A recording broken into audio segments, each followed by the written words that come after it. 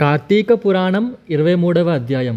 ఆ కథ విని అగస్త్య మహాముని, అత్రిమునీశ్వర, యుద్ధమునందు జయం పొందిన పురంజేయుడు తర్వాత ఏమి చేసనో తెలపండి అని అడగగా, అత్రి మహాముని ఇట్లా చెప్పెను.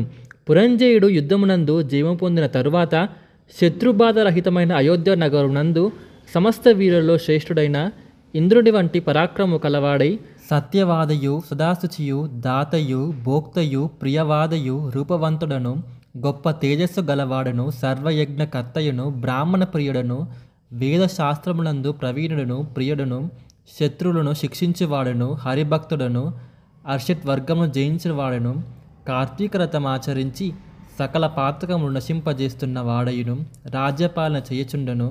ఈ విధముగా ప్రవర్తించుచున్న పురంజేయునకు విష్ణు పూజలందు ఆసక్తి కలిగి జనార్దుని ఎట్లా ఆరాధింతును, ఏ క్షేత్రం నందు ఏ మాసం నందు సుఖముగా ఆరాధింతును చింతించున్న సమయమున ఒకనాడు ఆకాశవాణి ఇట్లా చెప్పెను.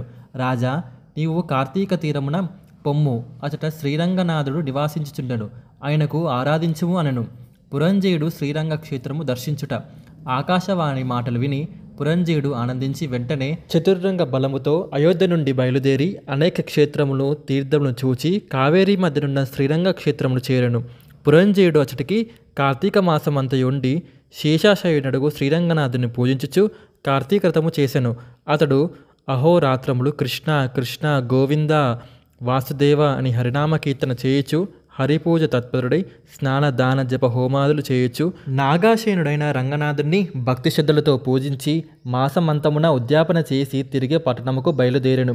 పురంజేయుడు మార్గమధ్యమున్న దేశమును చూచిపోయి తన రాజధాని అయిన అయోధ్యకు చేరెను. అప్పుడు ఆ అయోధ్య నగరము అనేక రాజ్యములకు అలంకారం వంటిదిగను.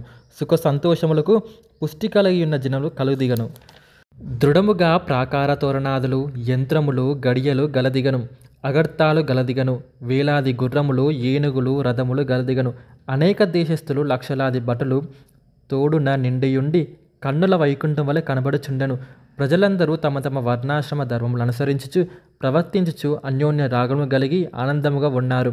ఇట్లున్న తన పట్టణము చూచి పురంజేయుడు ఎంతో సంతోషించాడు. పురంజేయుడు వైకుంఠవాసి అవుట. అయోధ్య నగర వాసులు తీర్థయాత్రలు ముగించి తిరిగి వచ్చిన తమ రాజును ఎదురేగి పేలాలు, పువ్వులు చల్లిరి. పురంజేయుడు తన పట్టణములు ప్రవేశించి ఆనందముగా కాలము గడుపుచుండెను. ధర్మము తప్పక రాజ్యమును పాలించెను. తర్వాత ఆ రాజుకు పుత్రులు, మనములు కలిగిరి. వారితో అతడు సకల భోగములు అనుభవించుచు కొంతకాలం గడిచిన తర్వాత తన జ్యేష్ఠపుత్రునికి రాజ్యభార అప్పగించి సతీ సమేతముగా అడవికేగి అచట వానప్రస్థాశ్రమం అనుభవించి కార్తీక వ్రతము ప్రతి సంవత్సరము ఆచరించుచు స్థిరముగా హరిభక్తి కలిగి ఉండెను. తరువాత వైకుంఠముకేగి సుఖముగా ఉండెను. కనుక ఓ అగస్త్య మునిపుంగవ, కార్తీక వ్రతము ఎంతో మహిమగలదని తెలుసుకొనము. కార్తీక ధర్మము కేశవునికి ఎంతో ప్రియమైనది. ఈ వ్రతము ఆచరించేవాడు తప్పక పరమపదం పొందగలడు.